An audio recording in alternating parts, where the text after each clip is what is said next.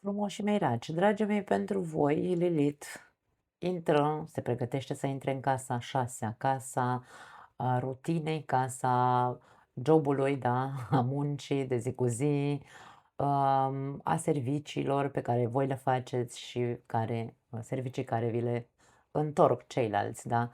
Este o casă de organizare, este o casă de, hai să o numim de, este casa sănătății care se ocupă și cu sănătatea. Acum, hai să recapitulăm pentru că Lilith vine, ultimile 9 luni din viața voastră a stat în casa voastră cu numărul 5. Casa cu numărul 5 um, vorbește despre copii, vorbește despre creațiile noastre, vorbește despre iubire, iubire pasageră, vorbește despre um, dorința de a fi în centrul atenției, da, de câte ori avem un tranzit în casa noastră a cincea, vorbim despre centrul atenției, însă aici cu Scorpionul, probabil că Lilith în ultimile 9 luni de zile pentru unii dintre voi ori a scos la suprafață sau a pus în evidență o anume nevoie a voastră de a controla lucrurile sau persoanele, de a nu știu, poate pentru alții dintre voi a scos la suprafață vreun amant de prin șifonier, nu știu, voi știți. O amantă sau un amant, da? Um, secrete. Cu Scorpionul putem să vorbim despre secrete, obsesii de ale voastre pe care le-ați avut. Poate că relația cu copiii a fost mai tensionată în ultimile 9 luni. A existat un proces care să te facă să vezi că tu chiar dacă ai încercat să deții un anumit sau un cert control în legătură cu aceste, da, cu aceste lucruri, cu copiii, cu iubirea sau cu un partener, controlul asupra faptului că poate a existat infidelitate și nu se va afla, însă s-a aflat. Ceva s-a întâmplat, Lilith scoate adevărul la suprafață, știm foarte bine. Acum trecem casa cu numărul 6, care tot despre adevăr, sinceritate și dezvăluiri vorbim. Aici se mută pe un alt teren, să spunem așa, unde în viața de zi cu zi Lilith poate să înceapă să facă curățenie în ceea ce privește, uh, hai să le numim dacă vrei, uh, părerile tale fixiste de perfecțiune. Casa 6 nu este o casă în care se acceptă aparențe. În casa 6 există imaginea perfecțiunii sau dorința de a fi totul perfect. Însă, Lilith nu cere perfecțiune, Lilith cere să fie corect și autentic. Lilith însăgetător, da? Așadar, tot ceea ce zilnic faceți și nu este în detrimentul vostru, în detrimentul sănătății voastre, că este la locul de muncă, domne, stai și taci și înghiți un șef nesimțit. Ai colegi de muncă care, nu știu, te bârfesc sau te exploatează sau, nu știu, da? La job te simți exploatat sau tratat într-un fel sau altul injust, pentru că aici vorbim despre justiție cu săgetătorul. Când Lilith intră în această casă, activează toată această arie care are legătură cu jobul sau cu serviciile pe care tu le faci celorlalți, da? Așadar, tot ceea ce este în detrimentul tău, pardon, este momentul sau este un foarte bun moment să începeți să vă descătușați din acele joburi care sunt pline de responsabilități sau toate responsabilitățile sunt pe umerii voștri. E momentul să începeți să vedeți că sănătatea vă va fi pusă în pericol, corpul va vorbi și va spune mari adevăruri, așadar ascultați-vă corpul foarte mult în această perioadă, în aceste 9 luni de zile, pentru că el vă va spune ce,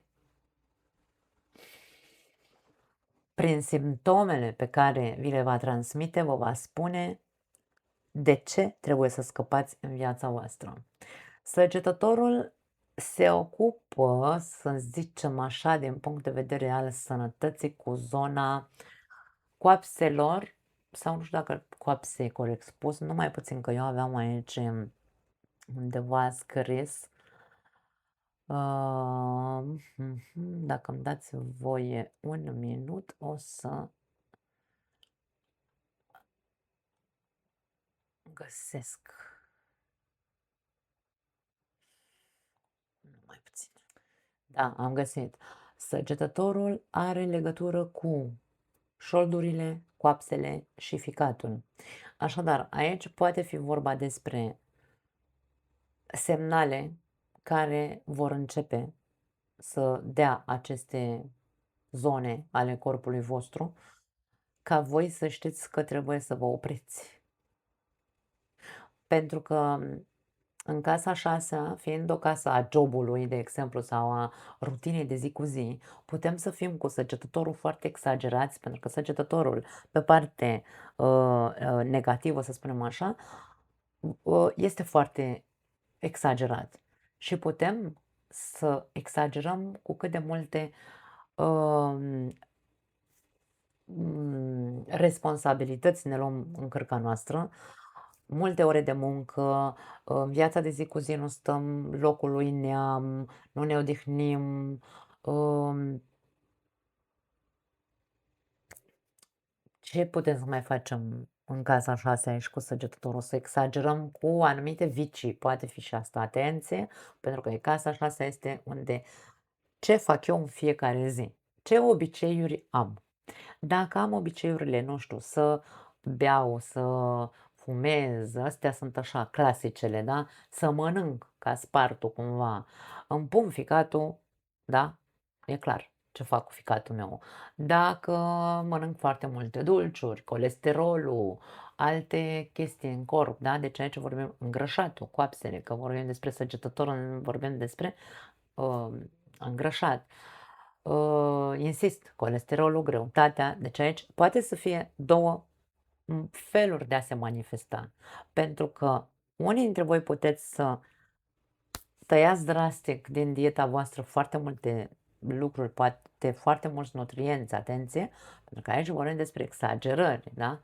Ori unii dintre voi diete stricte care vă pot afecta sănătatea, ori alții dintre voi exagerați cu mâncarea și așa mai departe și puteți să începeți să aveți probleme din punctul ăsta de vedere. Așadar, este doar nevoie să observăm care sunt obiceiurile noastre, da? În fiecare zi și să renunțăm la ceea ce ne face rău, pentru că este în detrimentul sănătății noastre. Cam asta este ceea ce Lilith poate aduce. Poate vorbi unii dintre voi puteți să renunțați la un job, de exemplu, un job care vă încorsetează, care vă sufocă, pe care practic nu-l mai puteți suporta pentru că vi se pun prea multe, nu știu, da? Ca și cum e de datoria voastră să faceți tot. Și aici e posibil ca ori voi să ripostați, ori să renunțați la acel job sau nu aș spune neapărat că puteți pierde jobul. Nu, e vorba de alegerea voastră pentru că Lilith este nervul din mine care mi-ajunge cuțitul la os. Acum cu Lilith îmi ajunge cuțitul la os în ceea ce privește jobul. Da? Acum, eu nu zic că e bine sau e rău, nu are nicio legătură, părerea mea. Eu spun doar ce se poate simți. Așadar, deciziile, bineînțeles, că ne aparțin fiecăruia dintre noi. Cam asta este ceea ce pot să spun. Dar dacă acel job este toxic și este în detrimentul sănătății tale, atunci du-te, ieși de acolo pentru că n-ai cum să, da? Deci aici vorbim de o dogmă. Ce tip de dogmă ai sau filozofie în legătură cu jobul ai tu care să te mențină într-un extrem sau într-o presiune exagerată și constantă la locul de muncă, într-atât încât să-ți dorești să-ți pui corpul sau sănătatea în pericol. Nu are logică, da? Deci aici e vorba despre a schimba acea credință fixistă pe care o ai în legătură cu jobul. Da, nu mai am altceva, dragii mei, să aveți un tranzit plăcut, ne vedem în alt material. Ceau!